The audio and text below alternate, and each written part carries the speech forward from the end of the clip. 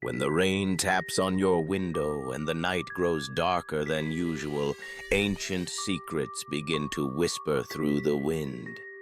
You're about to hear one of those stories that were never meant to be told. But since you're already here, stay till the end. Subscribe if you dare, and turn on notifications. The next story might just be about you.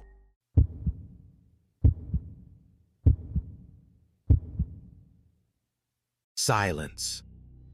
The night has moments when silence is overwhelming. Times when there's nothing going on.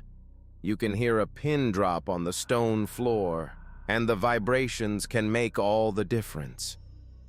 Sometimes in the night there is nothing but the distant howl of the wind to send echoes abroad. Other times are full of high octaves of noise. It almost makes you wish for the silence or the howl of distant winds. Driving down Reynolds Street, also known as Hooker Avenue, you quickly forget about silence and listen to the rush of the heartbeat as every potential good-time girl makes her presence known.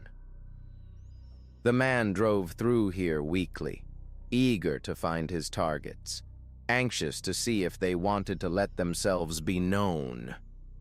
There's always the chance they won't show up, and always the chance they will. It's 50-50. His kind of odds. His prey made themselves known this time. He can see the red Buick pulling up alongside the street, eager to propose for a good time and an even better event to come. The streetwalker is fresh, probably new. He hasn't seen her face around before. His anatomy springs to action as he checks out her figure and form. She's too precious for this kind of business. At least that's what he tells himself as she gets into the car beside her. He gives a few minutes and then he starts the cruise. The driver watches his speed. He's in no hurry to rush, but he's also not interested in taking too long to get to the good stuff. The man has seen that car before. He's never met the driver, but he knew of him from around the bins, and he's positive the driver has got one thing on his mind. The precious little prey in the car isn't ready to comprehend the outcomes that he's planning. The party in the driver's mind doesn't have a happy ending. At least not for her. The man watches his speed, staying a few lengths behind the Buick, careful to not catch wits. He doesn't need to eliminate the element of surprise. It's like edging yourself to make a big release. You have to play it right and plan the pop. The man's stomach growls, easy, he'll fill it soon enough. He reaches down to the empty cup holder beside him, pulling out one of the cancer sticks and lights up. It's a pretty known fact that nicotine staves off hunger pains. It worked for him and it helped calm his nerves. He was never calm during the hunt. It wasn't something he could stabilize himself for. There wasn't a magical cure to any of it, only the pump of adrenaline and the calm of a hazardous vice. The Buick is turning now, and so was the man, up the hill towards the desolate spot known as Lover's Lane. The man knew it well. He'd been here more than once, sometimes with a lover, and sometimes on the hunt. He loved every time he came, literally and figuratively. The Buick stops at a steep hill overlooking Ashfield below them. The man parks his SUV near a distance and gets out, ashing the cigarette in the gravel. There were dozens of old butts from dozens of smokers, some cigs from before and after the acts. The man walks around to the back of his SUV and opens it up, taking out his tools. Nothing can stop him now, not even his rushing heartbeat, nor his trembling hands. The man creeps along the trees until he's in the shadows beside the Buick. It's a cherry red car, sleek and needing a good wash. The driver's talking to his playmate. The man can't make out her looks, but he can tell she's being lulled. As soon as her head goes down, he'll make his move, and he won't look back. 3, 2, 1. Like clockwork, her head goes down for some impromptu fellatio, and the man strikes. He swings a mallet into the window, catching them off guard as he rips open the car door and yanks them both down on the gravel below. His fist knocks the hooker cold. She's not dead, but she is quiet. The driver swings at him, a blade in hand, forcing him to jump back as he does. The man swings the mallet again and clobbers the driver in the face, sending him down for the count. The man's hands are shaking worse than ever, but he manages to take the driver's wallet and toss the cash to lay strewn beside the girl. She'll never know the favor he did for her, but truthfully, he's glad she won't. Gripping the driver by his hair and the back of his trousers, the man drags him to the SUV. Upon arriving, he loads the unconscious driver up in the back and hogties him with the rope brought. The driver is a stout guy. He'll do perfectly. The blond man returns to the driver's seat, lighting another coffin nail, and inhales it hard. The bitter hit burns his throat when he exhales. Cough it out, he tells himself. It'll feel better when you get out of here, starting on his way back home. Things are always better when you get back home. Hours pass before the driver regains his wits, looking around his unfamiliar surroundings and quickly realizes he's unable to move. Looking to see his hands nailed through the wrists into a 2x6 that has been hoisted up a wall, he grimaces breathlessly at the sight of the dried blood running down his arms. Turning to look around, he calls out, "Hello. Where the fuck am I?" Silence. He attempts to jerk his hands from their enforced spots, but the pain shoots through him and he cries out. He's not getting off the board anytime soon. The bit of light over him gives him the sight of a tiled floor beneath him, black and white, like a kitchen floor. He screams out, "Where am I? Anyone there? Hello?" A door opens and another light shoots on, illuminating the surroundings fully. He can finally make out everything and quickly regrets it.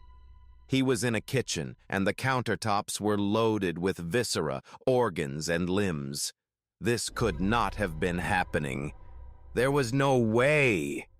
His eyes darted around the room. Puddles of blood danced along the floor around the counters. Guts and gore stacked high on the marble counters. A wooden table sat near him with plates of flesh and bone, whilst little white worms wiggled around the plethora of death. Turning away, he caught sight of the person walking into the room. The man in front of him wore a black turtleneck sweater, black slacks, and had spiky blonde hair. The man, the cannibal, looked familiar, but he couldn't recall at this time as the smell began to overwhelm his nostrils and he gagged. The cannibal smiled at him. "Welcome, Eric Dawson. I hope the accommodations are comfortable." Eric Dawson looked at him with wide eyes. "How did you know my name? Who the fuck are you? Where the fuck am I here? What the fuck is any of this shit?" The cannibal chuckled into his trembling hand, amused at the outbursts. "You sure do love that word, don't you?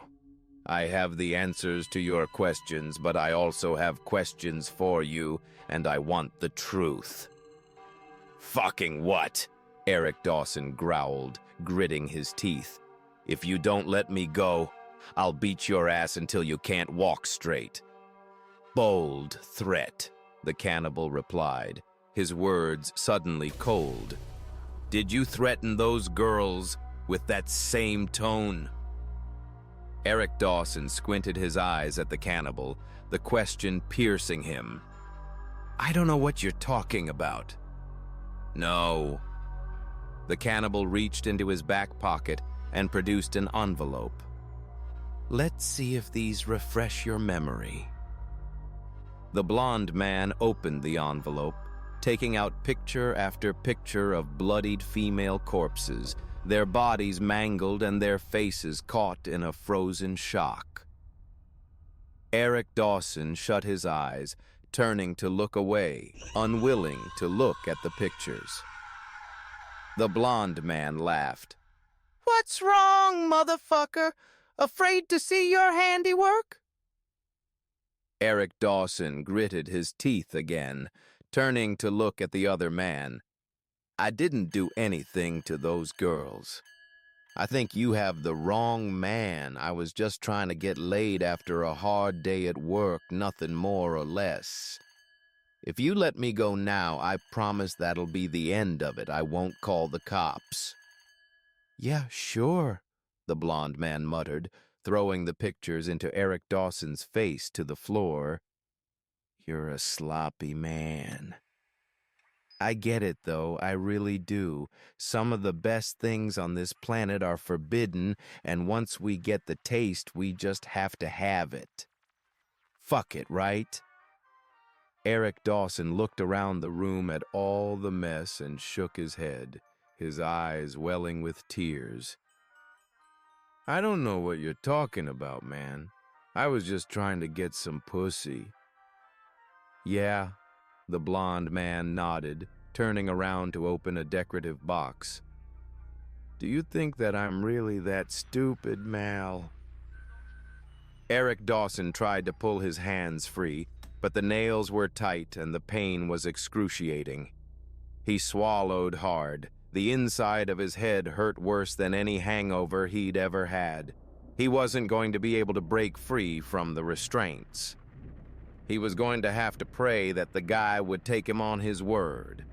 So far, however, that didn't seem to be a reality. The blonde man turned around wearing a pair of black leather gloves and hoisting a long knife in his right grip.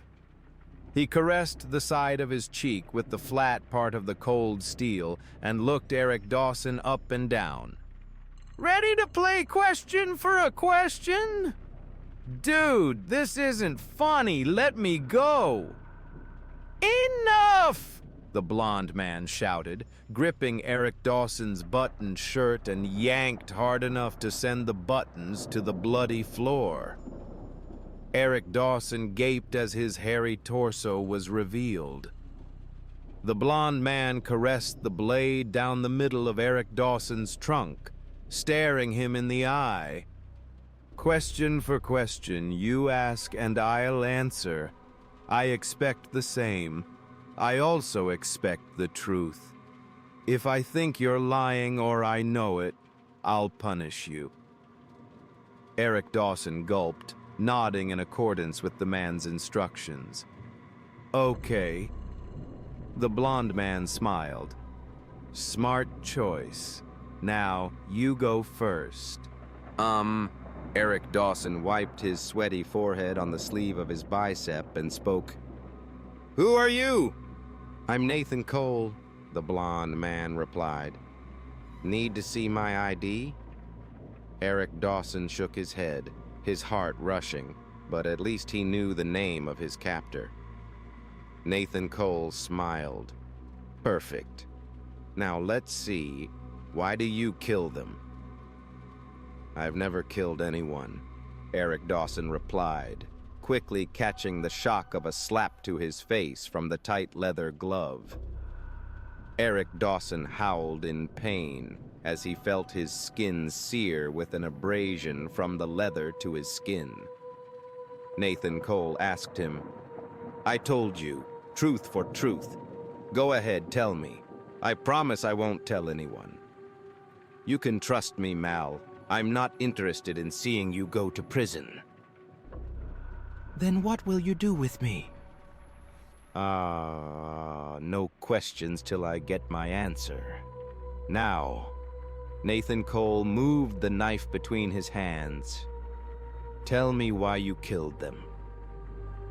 Eric Dawson sighed, wetting his lips with his tongue, his head pounding and his face hot with pain. He groaned. It was an accident that first time. She taunted me and I beat her. I just wanted to shut her up.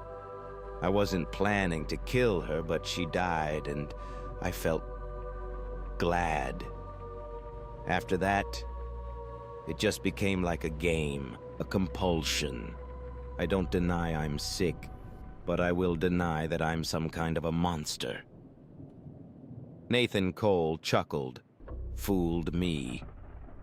Eric Dawson gritted his teeth. He was ready to come off the wall and tear Nathan Cole to pieces. There was no question about it. Nathan Cole, or whoever he really was, wasn't in any better place to judge him. By no means was he a better person. The kitchen was filled with dead bodies, guts and maggots, completely disgusting filth. Nathan Cole shrugged. Ask your question. Are you going to kill me? Yes. Nathan Cole nodded. Yes, I am. Eric Dawson sighed, looking down at the floor. Nathan Cole didn't even wait a second or ponder the response. There's a lot you can say to someone. Most questions take a while to receive an answer, except for the ones that are already planned. Eric Dawson knew he shouldn't be surprised. Obviously, Nathan Cole was the real deal. Judging by the amount of death in the kitchen, it was obvious that Eric Dawson was not coming out of this alive. He was going to end up like the people before him. The city was big, and even though he felt like he could get away with anything, it was obviously time to pay the piper, even if he didn't want to. Why do you eat your victims? Nathan Cole's words filled Eric Dawson's veins like ice. The chips were down. He knew there was no joking or pleading. This was crunch time. Nathan Cole wanted the truth and wouldn't take any bullshit answers. Nothing but the truth. Still, there was a chance he could get some levity with Nathan Cole. I had no other way of disposing of them, Eric Dawson sputtered. I didn't know how to use lie, and I didn't know where to find wild animals, so I just ate them. You understand, it looks like you do the same. Nathan Cole chuckled. Mal,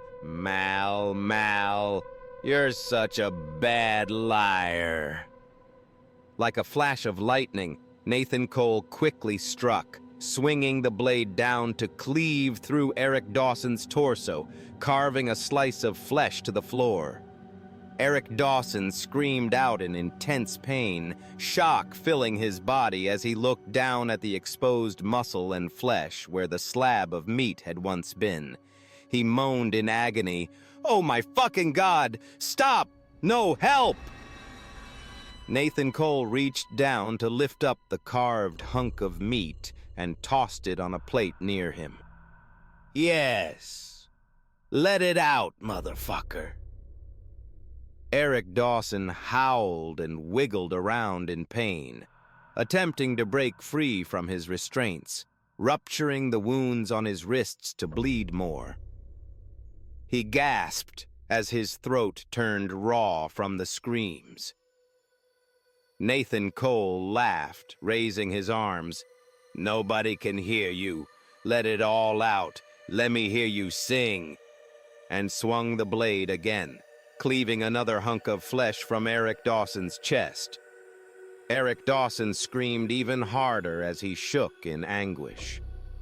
Picking it up with his trembling hand, Nathan Cole tossed it along with the other and shouted, Shut the fuck up! Eric Dawson quieted down, his open wounds bleeding and his face wet with sweat and tears. He growled. The pain had turned to fear, and now it was anger. Nathan Cole noticed the change in his face, smiling a toothy grin. Why did you eat those innocent people? Because it was fun, Eric Dawson growled. Because I was hungry, and the first time I tasted another person, I was hooked. Women are the sweeter meat, especially women who take care of themselves and are freshly legal to walk the streets. They're just whores, and I'm cleaning up the trash. Might make me a bottom feeder, but at least I'm doing something about it. What's your excuse, huh?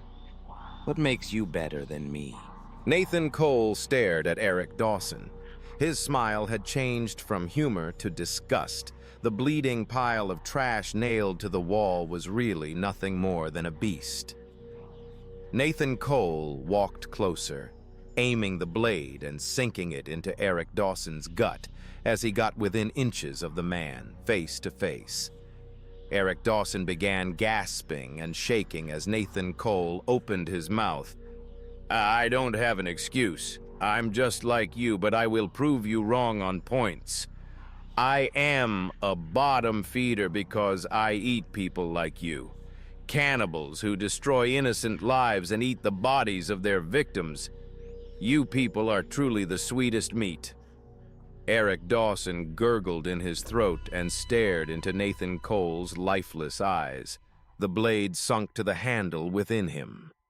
In a flash, Nathan Cole yanked it out and splayed it across Eric Dawson's throat, sending a burst of blood across his face and darkening his platinum hair.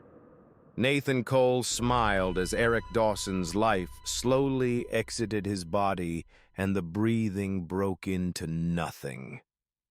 A slow death was deserved for Eric Dawson, but Nathan Cole knew the hell he had waiting for him was much worse, and he didn't want to keep them waiting for their newest resident.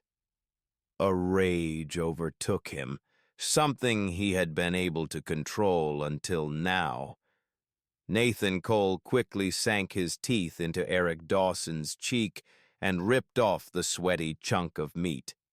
His stomach had been aching badly. Now he was going to satiate his hunger and get to work on disposing of his prey. Eric Dawson had been killing sex workers and consuming them for over a year, leaving only their mutilated corpses to be found. Nobody should have to bury their daughter, sister, aunt, or cousin in a closed casket at such a young age. Nathan Cole's hands slowly ceased to tremble as he got to work, hacking and carving, moving to fry and bake. It had been so loud only minutes ago, and now it was silent again. These silences were the best. They were earned silences. After cooking up his meals for the week, he'd leave and get back to the hunt. Crime scenes needed their techies, and Nathan Cole was one of the best, at least before he moved to the next town.